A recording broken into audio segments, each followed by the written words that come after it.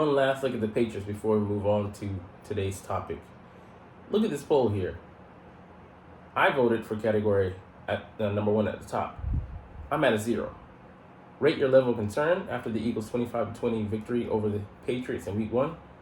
I'm not concerned. It's Week freaking 1. The majority of you, over 1,000 people, voted concerned, some cautiously optimistic. Y'all need to chill the fuck out, man. Why are you such fair weather fans? Anyways, it's on to the Vikings. What's up, it's your boy Centron. Come back at you with another analysis video, and I kid you not, it's my real name. And it's like this that just makes me come down hard on the rest of you Eagles fans. So, anyways, let's get to the main order of business. Eagles, Vikings, Week 2. The injury report first coming up with analysis. The Eagles, guys that didn't practice or limited, whatnot. Reed Blankenship, he's believed to be, it's believed that he's going to be wearing a flak jacket that protects his ribs. It's what got injured when he made the tackle. He got kicked in that stomach region. So, he didn't practice today. That would be concerning. But who would be filling in for him? It would be Sidney Brown would be the third safety. So he might be actually coming in on the field in some big nickel situations if they prep him for that. But most likely it will be Terrell Edmonds coming in to play alongside Justin Evans. So actually, that safety pairing isn't too bad for me. That's if he doesn't play, so we don't know. Tomorrow will be the crux. We'll see if he practices on Wednesday. James Bradbury, most likely he's not going to beat the concussion protocol that he has to both clear with us and with the NFL doing their individual run protocol. So most likely he's going to be out, and Josh Jobe comes in to play for him. He had that excellent play. He came in and he pushed the Keyshawn Boutte out and made sure he didn't get 2 feet down. So he'll be going up against the rookie Jordan Addison, and most likely they might target him and put Justin Jefferson on that side. It's as of yet to be seen if Justin Jefferson is going to get the shadow treatment, but we'll see. Fletcher Cox limited, but most likely he also will play with some kind of protective layer. Nakobe Dean, he's out. He's been put on IR, so he's going to miss the next 4 contests until week 6 with the Jets. He's eligible to play. Kenny Gainwell also did not practice, dealing with rib injury. A lot of baby back ribs here, soft and tender. So he could actually be sat out. We'll see if they, in lieu of him being on the roster, activate Rashard Penny and bring him up. I would love for us to do that, and it'd be kind of more of a tell because we don't really target him in the passing game. But hopefully Swift gets a good chunk of carries, and if Gainwell doesn't play, then Rashard Penny also gets sprinkled in there as well. So bring some kind of balance, These guys also didn't play. Didn't practice. Garrett Bradbury out with a back injury. I don't know, man. He might be leaning towards not playing, and his backup is only taken. He's made 11 starts over, I think, the past 2 or 3 years, and he was a 2018 or 2019 undrafted free agent. So, like your matchup there, Christian Darrisaw limited. We'll see, but that definitely could affect him. And Marcus Davenport limited. He didn't play. He didn't play last week. He came out and he missed 6 snaps, I think. So he's a good edge rusher, but he could be compromised. So now let's get into the meat and potatoes, the matchups. So what 5 matchups should we watch in the Eagles versus Vikings game? So Justin Jefferson, he's going to be up against Darius Slay. And all I got to say is Deshaun, go watch the tape. Go watch the tape and use him verbatim like he was used last year. With the one caveat, have him travel if you can. And Sean Desai said, if it doesn't compromise, the system, the deployment of everyone else, then yeah, of course he'd love to do that. But they might do some bunch alignments and things that would portend to us playing zone or not, switching up responsibilities. And they're going to try to do that as much as they can to give a Justin Jefferson a free release on the line, as well as to scheme him open. So hopefully we can force them to play the ISO, that one-on-one, and let Slade just operate. So I think one of the keys to this game, or at least locking them down or limiting their effectiveness, is how can we deal with them trying to get him open. So yeah, I mean, and then of course the secondary options, but we'll get to that a little bit later. Yeah, I would love for them to shade Slade and have him follow him everywhere. 2 picks last year, and 1 catch allowed. He had more picks than he had catches allowed when Justin Jefferson was when he was in his area. All right, T.J. Hawkinson versus the linebacker. Yeah, they've got to like this matchup. Christian Ellis and Zach Cunningham.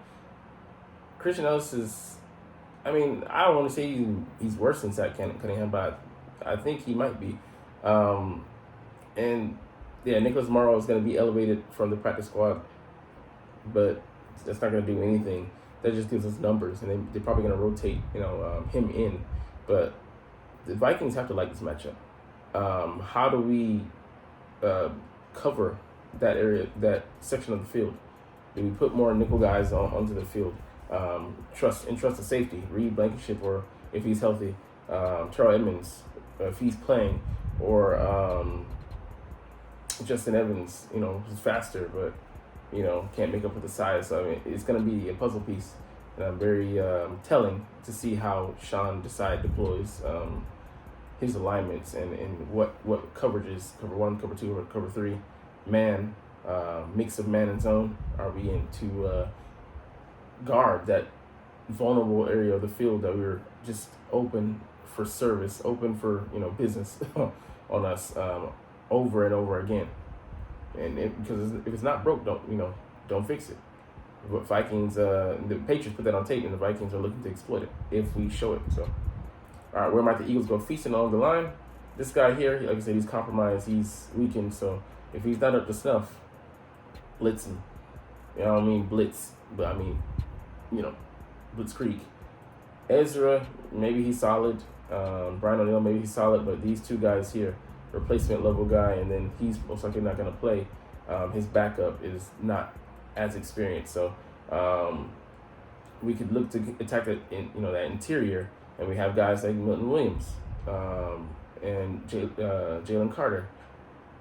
Fletcher Cox might be compromised. Well, he's going to be compromised, but how effective can he be? We don't know. But Jordan Davis as well, a space eater. So we're going to look to rip these guys apart. But, are they going to try to also employ the, get the ball out of your hands as fast as you can technique, strategy to keep us off kilter, to keep us, from pinning our ears back and just attacking? I mean, that would be smart. You don't want to make Kirk Cousins a sitting duck, because he did throw 3 picks last year in his matchup against us, but they're looking to limit his exposure and try and pave the way for the backs as well. So we'll see how that goes. AJ Brown, Devonta Smith, and Dallas Goedert versus the Vikings cornerbacks. You gotta like the matchups. So that the top guy, Byron Murphy, I mean he's decent, but I like him to get over. Number 2, 4th-round pick last year. And nickel safety Josh Metellus. You like all these matchups. So, similar to last year, we should actually eat. And Dallas Goedert as well. He was starving in the first matchup. 0 catches. Like Smitty, mirrored, last year. And then Smitty exploded on the Commanders' pause. Going off for, I think, almost nearly $150 in that second game. So, maybe we look to have something similar. But, these numbers are very nice all across the board. With the unexpected guy in here, Quez Watkins, playing a role. He had that bomb over the top, over the middle, on a busted coverage for that touchdown in that week 2 game. So we'll see. we'll make the look to overload them. But here's the thought process that some people were thinking, that we showed more vanilla because we wanted to not put so much out on tape for this Vikings game, because we had 2 games within the span of 6 days, something like that.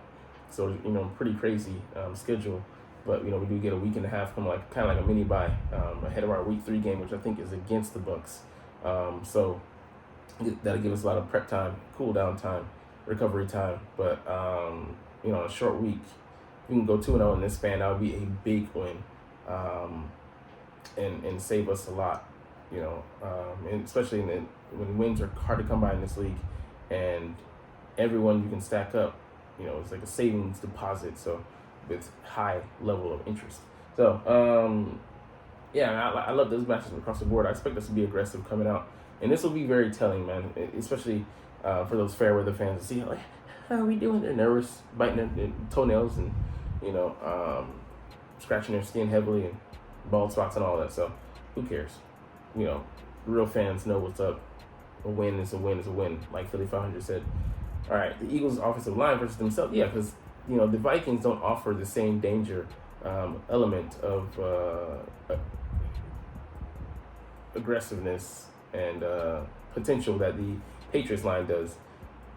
They have some good bookends on the outside, edge rushers, and they're solid on the line as well. So on the interior of the line. So you don't look to be too pressured by them. But that being said, cohesion is the main thing. This is one of the best, if not for me, it's the best line in the league, and they didn't play anywhere close to their potential last week. So I will see, can they, gel and keep guys in their lanes, push them out, and give Jalen that precious time so that he can make those reads and get the ball to his weapons, and make the Vikings defense back off, have to adjust, put them in a bind, hopefully so. So those are the matchups.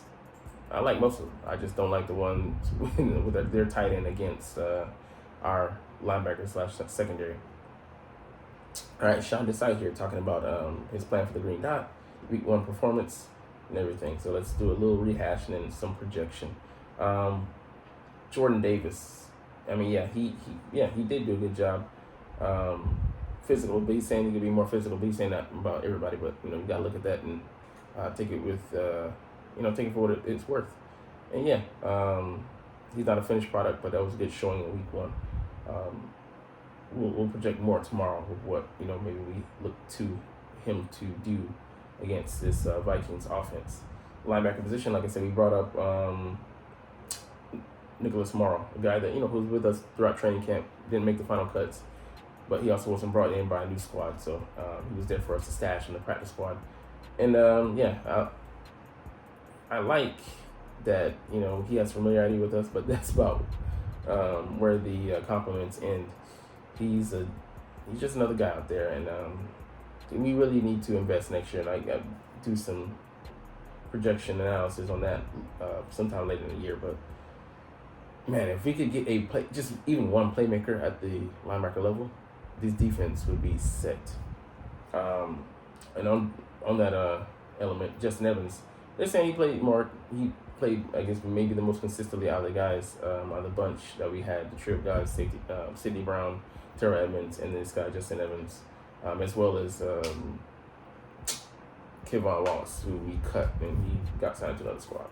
But he shades good coverage. He puts himself in a decent position to maybe react to both sides. But if he could be a little bit faster in processing and not give so much space, But they'll look at the tape and see what they need to work on. These are just an amateur's criticisms and whatnot. I don't know the tape in and out, and I didn't see the alt 22, the coach's tape. But he, I would say for me he was decent, in between decent and solid. It's like that second touchdown, I think, the Keyshawn boot, coming over the top, he was late. But these guys just need the time, like you said, I said so many times yesterday, to gel and play together, and that cohesion will come with time. But it's not something that you can just make up in an instant. And we heavily underestimated that. Next year preseason, hopefully they'll get them in there and play. Yeah, Milton Williams just was a whirling dervish. He reminded me of a Tasmanian devil just going in there. I like with the fervor, the energy, the tempo, the moves that he used and that he played with. So him and Jalen actually like that combination on the field. Like people said, like on the money downs, on third down, I like them on the field to terrorize quarterbacks. Yeah, Josh Jobe will be stepping in, so we'll see what he has up against Addison. And yeah, man, I didn't look at anything, but he had 4 catches for 61 yards and a touchdown. So very solid guy out there. And even him being a rookie, he's a smooth route runner. All right, we talked about the practice squad. When could this guy here get some play? We don't know. But Rashaan Evans, I like his tackling ability, but he's not good in pass coverage. So he's just like like all of our guys, pretty much. We don't have one guy that excels. I mean, like in the Patrick Queen trade, we could look. If linebackers continue to suck or like continue to be inadequate, we could definitely look to do that. But I know it would cost us a lot. But with this team being all in this year, I think how they'll suss it out and see. It could be a move that is available. Like I said, we might have to give up quite a bit. Maybe a first rounder. I would say maybe more likely a second with maybe some conditions, or a third with some conditions. I don't think a third would fit it though. But maybe a conditional third with potential to go up to a second would be a good bait for Howie. But if he's that serious about making a move, then it will be an indictment on the linebackers and Kobe Dean, because he hasn't shown the best ability right now, which is availability. He's out when we need him. We're already thin at linebacker. Now we're like delicious pizza crust thin pizza crust, whatever, you know what I mean. But yeah, man, I like him, but it's just I really would like to see what this guy can become with some development, because he fits the profile athletically perfectly. He could be a playmaker, but right now he's just running around with like a chicken with his head cut off because he doesn't know what he's doing. All right, and the last thing that we'll get into today, man, maybe 2 things. All right, Jalen Carter. He was phenomenal. He was the top defensive tackle rated in the league. Had like 6 to 8, various 6 to 8, 9 pressures, and he was phenomenal. I think someone said one of the best gradings within the past 5 years, something like that, for a D tackle in a game. But the top rookie for sure, the top D tackle I think for sure this year. And I'm like, slow your roll. I mean, I get it. He was showing out. He showed up since day one and showed out since day one. That being said, it was 2 rookies he was going against, fellow rookies on the line, inexperienced guys, and like this is real time. This is the real game, real live action game. So I need to see him do it week in and week out, show it consistency. And I'm not coming down hard on him. I'm not trying to humble him or anything like that. But I'm just trying to temper expectations. So yeah, he played very well. I mean, excellently. He got his first sack in his first game, which is just phenomenal. Not a lot of rookies claim that title, but let's just slow our roll on dubbing him the greatest right about now. But the other 98, he compared. I mean, he's gonna do good at filling his shoes over the long term, but we're not gonna get Gravedigger, Javon Hargrave overnight. So proceed with caution. All right, and the O-line, man. I mean, I agree with that assessment. We have the best O-line in the league. They didn't play like it. Yeah, Landon Dickerson got knocked back, and then some people say they saw Cam Jordan getting knocked on his butt or something like that, and then Lane Johnson, he struggled, handling the outside, and Mailata did as well. So I mean, it's just, we like I said yesterday, haven't been playing together. So it showed in the preseason. This is our preseason, our time to warm up, to get acclimated, get up to speed. And yeah, so lack of protection. If you can provide Jalen with the adequate time, he can make those throws. But yeah, he did look like his 2021 self scrambling and throwing out of bounds, which is frustrating to see. But I need to see that over the course of multiple games for me to become concerned. It was annoying to see, but with the lack of chemistry, the lack of time invested in together in real life game action, these guys can't just turn it on and turn it off. They're players, they need to get that XP. So they're not above and beyond their programming, their instincts, their makeup. So, anyways, we'll get up out of here with that. We'll get into a little bit more deep analysis tomorrow. But yeah, man, I'm really excited for this Vikings and Eagles game, our first home game, and again with the Vikings again. So hopefully that would be our good luck charm. But anyways, I know that you're not even watching them, but it's all good because I love making these videos and love talking about the Eagles. So we'll get up out of here. But as always, it's fly Eagles fly, and let's motherfucking go. Like, comment, share, subscribe. Thanks for watching.